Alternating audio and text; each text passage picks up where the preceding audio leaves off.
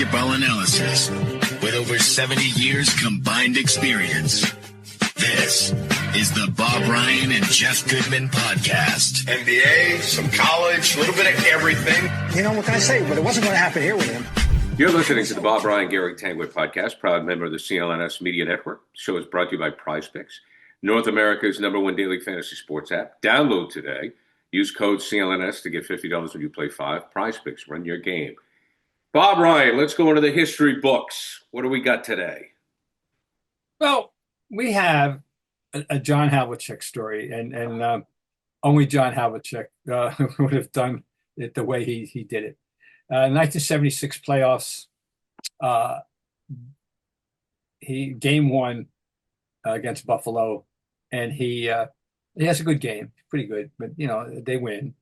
And by the way, Buffalo, for people who don't know now because they're long out of the league, they are the Clippers. Right. We had about a 3-year really nice rivalry with them when they emerged by 74. In 1974, the Celtics beat the Braves in 6 hard-fought games. Very hard-fought game. Good. It was a good, because they had the team with McAdoo and Ernie D and Randy Smith, Gar Hurd. It was a good group, and Jim McMillan, who they had picked up from the Lakers when they traded Elmore Smith. Anyway, Dr. Jack.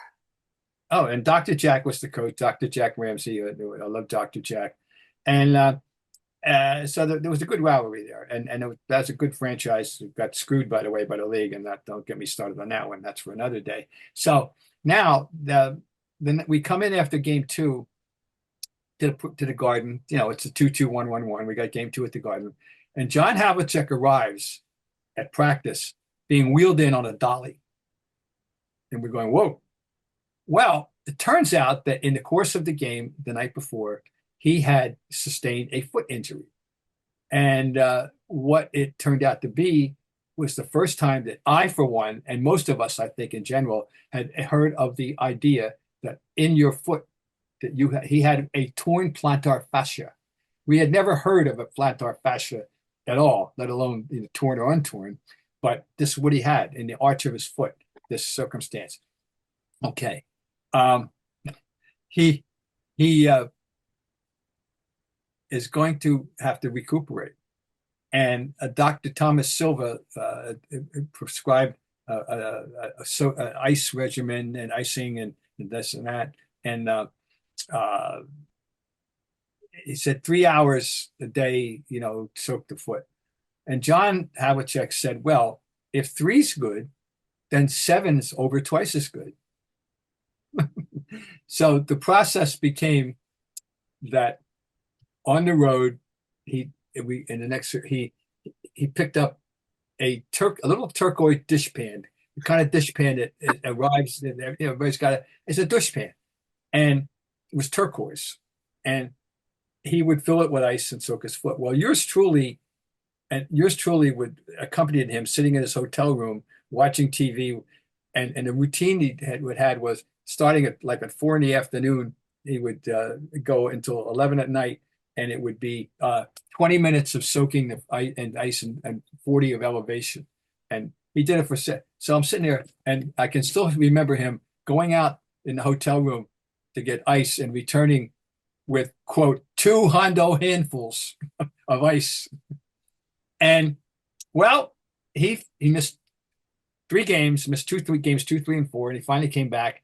And basically, he had a so-so playoffs by John Havlicek standards, right. But they went on to win. They went on all games, all 3 and 6 games, and in each 6 game, Charlie Scott, who came up big in all 6 games, and including Cleveland and in Phoenix. And in Phoenix, its finals, it was very needed because Game 5 was the famous triple overtime game, right? And that was on Friday night. It ended after midnight, and now they're going to be playing in Phoenix by noontime Phoenix on Sunday. Not a whole lot of time to recuperate.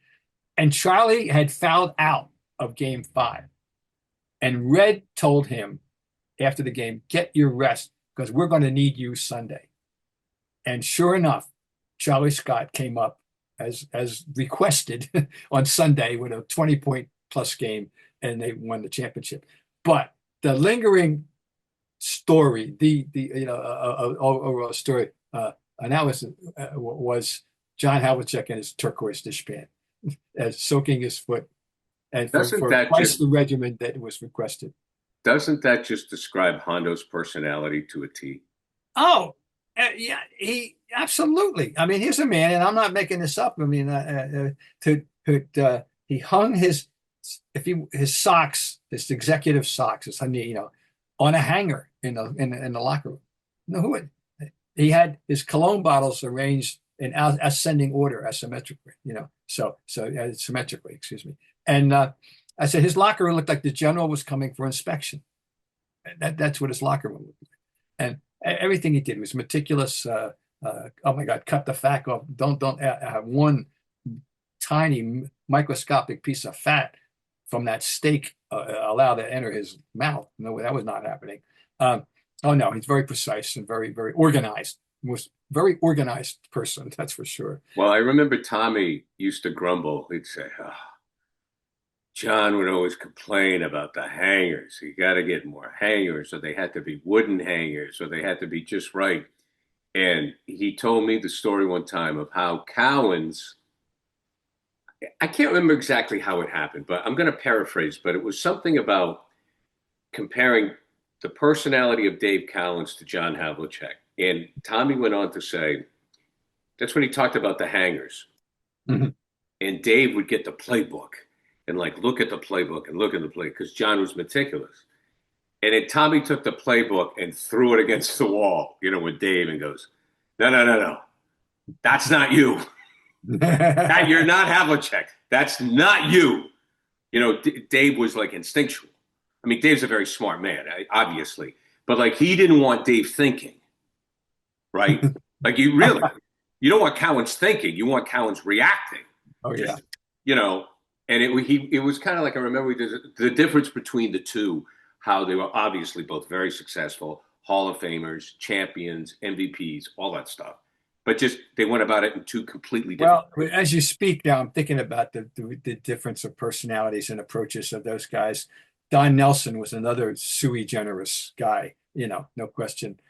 His approach to everything. Satch Sanders was, I can still, my everlasting vision of Satch is every second in the locker room and sitting on the trainer's table, getting his ankle taped, reading a paperback. And he told me once he does all his reading on the road, all of it. He said, and he was a very, and he always had a book, and he always had a paperback or two, and he read them on the road, because at home he had business ventures, he had activity, but he did his reading on the road. But sitting there with his paperback and his ankle getting taped, I can still remember that with Satch. Okay, quick timeout from Bob. Get back to it in a minute. PrizePicks is the best place to turn your sports knowledge into cash. With millions of members, PrizePicks has made daily fantasy sports accessible to all. You just pick more or less and at least two players for a shot to win up to 2,000 times your cash. Run your game all season long on PrizePicks. And they have invented Flex Play, which is exactly as it sounds. It's flexible, which means if you can still cash out of your lineup if it isn't perfect, and you can double your money even if one of your picks does not hit. PrizePicks puts their members first, so all withdrawals are fast, safe, and secure. And when your picks hit, you can get your money in as quick as 15 minutes, and it's always good to get that cash. Every Tuesday, PrizePicks will discount several projections on the board, usually by 15% to 25%. So sign up today and get $50 instantly when you play 5. You don't even need to win to receive the $50 bonus. It is guaranteed. So we all know baseball season coming down the home stretch. What do you think's happening? So you can just go game by game. You just pick more or less. Ohtani, more than 5 strikeouts, more than 6 strikeouts, less than 10 strikeouts, more than 2 RBI. He's a fun guy to play, obviously. Bo Bichette, more or less than 3 hits. What do you think? Log on and try and play the game with PrizePicks. Again, just pick more or less. Download the app today. Use code CLNS to get $50 instantly after you play your first $5 lineup. That's code CLNS to get $50 instantly after you play your first $5 lineup. PrizePicks. Run your game. For those listening to this show, we ask that you subscribe to the podcast and leave a review. For those watching the show on CLNS, go ahead and hit that like button and subscribe to the Celtics All Access YouTube channel, where you can find our show and a lot of other great Celtics content. Also, please make sure to turn on your notifications so you know the instant a new video drops. All right, let's get back to the show. Well, and not that this is any great feat as I'm looking back on it, because we're not talking about the Lakers, we're not talking about the Bulls, but I would have to say that Satch Sanders was the best dressed Celtic of all time. Oh, he was a. I'm trying to think of the competition. It might be Antoine. Antoine had a suit every game. Of course, that cost him in the end. But Robert dressed well. But you're right. Robert about did dress well. But Satch, I remember Satch would come in the studio with us, cufflinks. I mean, the whole bit, man. You know who dressed well, and I never saw him in casual. Much. JoJo, he was a fashion maven. Oh, I didn't know that. Yeah, he was JoJo neat. There wasn't. I mean, he was very well put together in that regard. But you're right. So the whole, the group was. But and JoJo was the MVP in '76. JoJo was the well-deserved MVP in the '76 finals. He had famous 33 points in Game 5, but 15 in the overtime and fourth quarter, and overtimes. JoJo was a well-deserved MVP. Yeah. Charlie Scott, I think the Charlie Scott trade might be one of the most underrated Red deals of all time. Well, I mean, people in the end, Westfall went on to have a great run in Phoenix, and we got one good year out of Charlie, and they eventually traded him back out, but they got a championship out of him. But I mean, talk about you can't make this stuff up department. Who do we wind up playing in the finals the year the trades made? Oh, Westfall. But, and there's Westfall. Suddenly he's the best player on that team. And I always thought that the reason for the trade, that Red's reasoning was that it was time for Westfall to step up, and they knew he was ready to emerge, pretty much, but that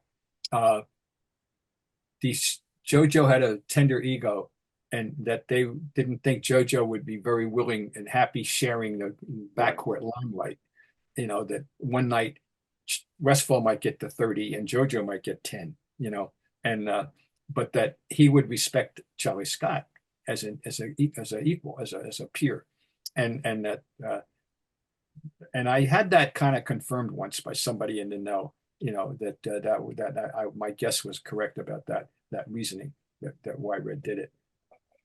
Did Westfall win a title with the Sonics? And he won 74. Not only did he win a title, but he had a big moment in the clinching game.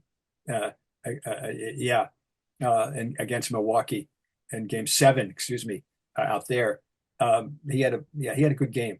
He also he was in the DJ trade.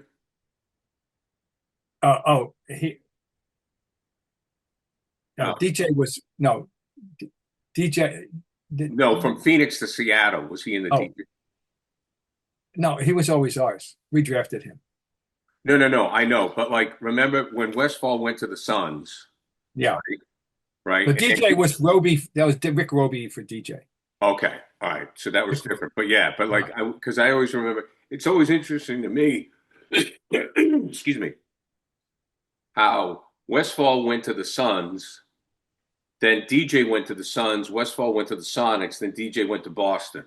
It's like both guys won championships in Boston. Oh, yeah. So, DJ was later. That's right. That doesn't make any sense. DJ was much later. But I always found that, the Suns were kind of involved in that. I don't know. It's just my own stupid little thing. So you've always told the story that Havlicek retired early. Like he could have played with Bird. Oh, he could still play. Yeah, he was 16. So if you, as we wrap it up here, Bob, how would the floor have looked with Bird and Havlicek in the lineup? I mean, John was so adaptable. Remember, John made his bones as a two-way player, as a two-position player. The positions being small forward and shooting guard. And he eventually transformed himself he reinvented himself into essentially, he could play point guard. He could bring the ball up. He could run the team. It wasn't his job when he started, far from it, but it became his job, and he did it well. But it was always part of the package for him. He still, and he would have blended whatever he and Larry would have. Oh my God, And he did say he if he only knew that what Bird was going to be, he wouldn't have quit. Yeah, he quit because the circumstances, the day-to-day life at the team had deteriorated. Right. And he wasn't happy. Everything, nothing was working to make it for him any longer. And it was a mess. Oh my God, I totally get that. I mean, it was Curtis Rose and which, but then I'm thinking of Tiny Archibald is your point guard, Havlicek's your shooting guard, Bird's your forward, and then Max is your power forward. Max is your inside. Yeah, you're right. We have this nomenclature. Max was an inside player who. Yeah. So I mean, that's what.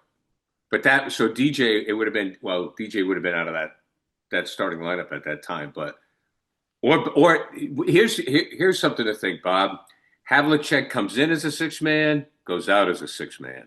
Oh yeah, and his ego, and he wouldn't have had any problem with that. He wouldn't have any problem with that, and particularly how much he would have respected what Bird brought to the table. Right. And so he wouldn't have had any problem with that, John. Nah, I don't think so. Awesome. No, not at all. What could have been. Bob, it's always great looking back, going into Bob Ryan's story time. Thank you, my friend. Turquoise dish man. You've been listening to the Bob Ryan, Gary Tanguay podcast here, a member of the CLNS Media Network. The show is brought to you by PrizePicks, North America's #1 daily fantasy sports app. Download today. Use code CLNS to get $50 when you play 5. PrizePicks, run your game.